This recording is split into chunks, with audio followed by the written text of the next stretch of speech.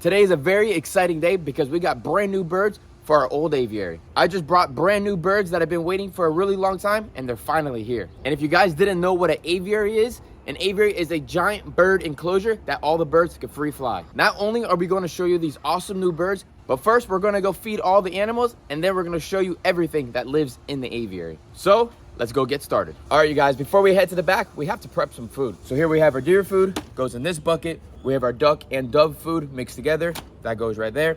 Then we have some dog food, and this is actually for the new birds that you're gonna see soon. Then we have some soft bill diet that gets mixed with our prep fruits. Mix that all in there. Tilapia and a little mixed vitamins for our otters. And now let's cut up our banana.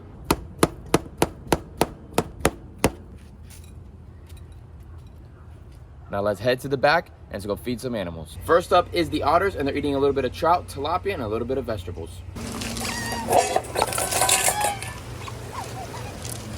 Next up, we have ourselves Peanut right here. Then right here we have Nutella.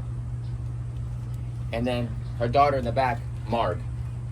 Let's give them some carrots, some sweet potatoes, some green beans, and some lettuce. They get that. They get that. And they get a little topper.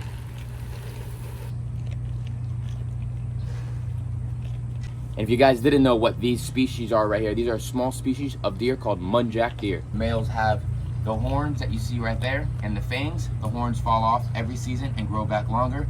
And the does have no horns whatsoever. And both of these beautiful girls right here are actually pregnant. Let's feed my dinosaur, Rex. They eat a bucket of mixed fruits every single day, 3.5 gallons. Bananas, blueberries, grapes, apples, green beans, all sorts of stuff. Strawberries, they absolutely love it, and some papaya. And we also have some exciting news about Missy too. Check out underneath here. Whoa! We got 3 inside of there. Oh my goodness. And if you guys didn't know what my dinosaurs are, these are southern cassawaries from Australia. And this is her boyfriend right here. They are solitary animals, so they can't live with each other only during breeding season. And right now, it's not breeding season. Here you go, Blue. So that's 6.5 gallons in between both of those cassawaries. So right here to the right are the dog crates that the birds arrived in. And as you can see, is the size of the dog crates. These aren't small little birds. These are actually really large birds and probably the biggest bird inside of this aviary. And we actually got a 2.3. But before we go show you and reveal them, we have to go feed all the fruit eaters and the ducks. So let's head inside because you can hear everybody's hungry. So inside of this fruit bowl right here, we have that soft bill diet, bananas, some grapes, some papaya, some apples, and a little bit of pear. We like to mix a little bit here because we have a ton of birds. So that's one bowl. This right here is number 2 bowls. We like to have 3 different bowls in the enclosure at different levels of the aviary because this thing is actually 30 feet tall. And right there is actually one of my white crested taracos. Absolutely beautiful, beautiful birds from Africa. And there's a beautiful pair that live inside of here. You guys have sharp beaks to rip off little berries and little fruits off of the trees. We just, spoil them by cutting the fruits up. But naturally, there's obviously no chef in the wild to cut up their fruits. But here in captivity, we spoil our birds.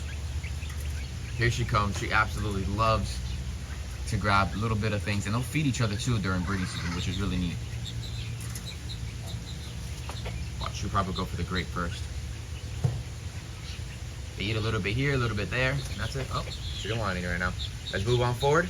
We have one more fruit bowl to set, and I'll show you where. We have another cage inside of the aviary for precautions if there's ever a storm. So we always keep some fruit and treats inside of here, so the birds always want to come inside of here. So if there's a storm, all we have to do is shut the door and catch the birds, which is a lot easier in the small enclosure compared to 100 foot by 30 foot by 40 foot long giant aviary. All right, so let me stop talking and let's feed some of the waterfowl.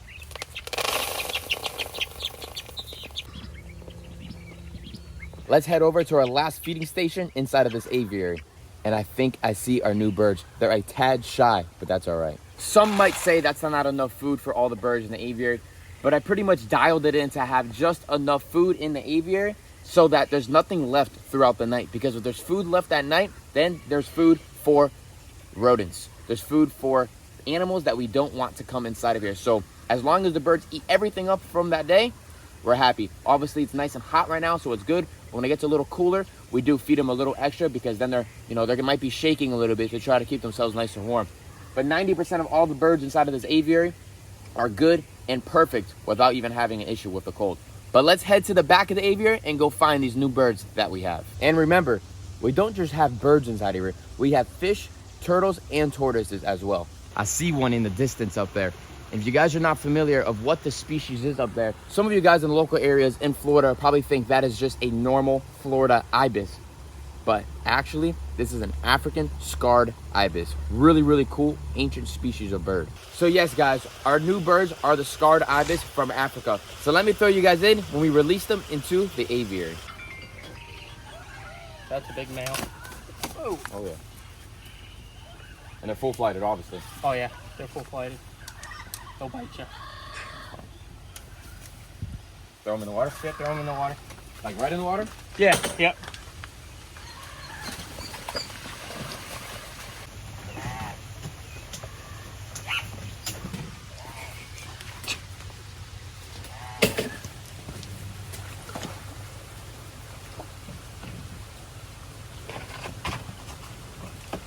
And you said you got these guys just eating dog food and stuff? Yeah. Another one up. Oh, that's a big male. Yeah, it is. Look at the size of his feet.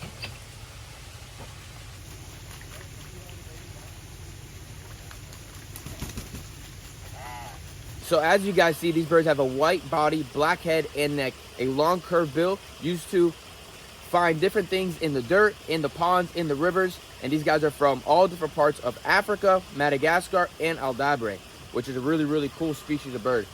I've always wanted these species. I really always wanted to get the scarlet ibis, but those you have to get a migratory license, and I didn't want to go all around just to get those species birds. So I was able to get these scarred ibis from a good buddy of mine. What we're feeding them here is actually a little bit of dog food, a little bit of mixed layer pellet, and then a little bit of mix of, you know, vegetables, greens, and a little bit of bugs, and sometimes a little bit of Blake's exotic feeders. So that one is actually a young female because you can see the speckles on its neck. Eventually it'll be just jet black. And the curved bill is a lot smaller than the males. These guys only have around 6 to 8 inches, and the male's almost 12-inch long curved bill. And they're a pretty large bird, almost 26 to 28 inches tall from the ground up. So these guys are actually tagged, so you're able to know the males and the females. The males are a lot larger than the females. All the females are tagged with a pick band, and then the males have no band. These guys are going to be nesting up high in the trees like any ibis would do. So when we cut back these branches inside of the aviary, we'll put a big brush piles, and when it's season, they'll grab these big branches, bring them up, and nest. They can actually have 2 to 3 babies a year, which is really, really cool. The one on the far right is actually the male. You can see what I was talking about earlier, how larger that bill is, or their beak, compared to the one in the backgrounds. 2 in the front are actually the males, the 3 in the back are the girls. So they're the bosses. You know, they have 3 girls there, which is really, really, really neat. Beautiful, cool, different species of bird. Full-flighted, massive enclosure for them to live life, and they live by the waterways, you know, to do what they want to do. While they're there relaxing and doing good, this is actually a good advantage right now to start throwing some food in the water to show them that I'm not a threat, I'm not going to catch them ever again, and that they're okay. Obviously, they came from a little bit of a distance, so that's why they're a little skittish, they're a little shy, but hopefully very soon we'll actually be able to use some of this food and start having them eat out of our hands, which I think it's 100% possible. These are all captive born animals. None of them came from the wild, and it'd be really, really neat to have these guys be a cool little, you know, ambassadors for you guys on the channel to see these guys eat. Just like how these guys turned out to be. Like, look at him. He's just right there. They were shy one time too. But enough talking. These fish look hungry. Let's throw some food down into the water. Holy moly! Tilapias are jumping.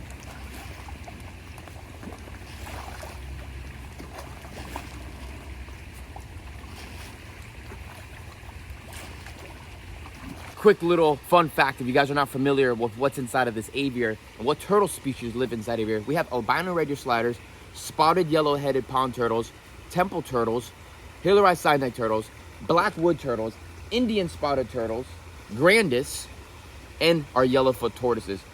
Quite a mixture of different species of turtles and tortoises living inside of this enclosure, on top of all different types of birds from around the world, which is really, really neat to have all of these animals coexisting with each other in here as well. All the plants are very established. Everything's very thick and strong. So that's why I kind of felt comfortable now to bring in these larger birds. If I would have brought in these larger birds when the plants were smaller and bigger, they would have just destroyed them. Now that everything is so large and mature now, these birds will be able to nest naturally in these large, big trees. compared to if it were small trees, they would have just destroyed them. The trees would never had the chance to actually grow. And that is all, you guys. These are the new additions for the big old aviary, our scarred ibis from Africa. Let me know in the comments what you guys think about these beautiful birds and what new birds would you guys like to see in the near future. So if you guys have not subscribed or put your post notifications on, make sure you guys do that, and I'll see you in the next one.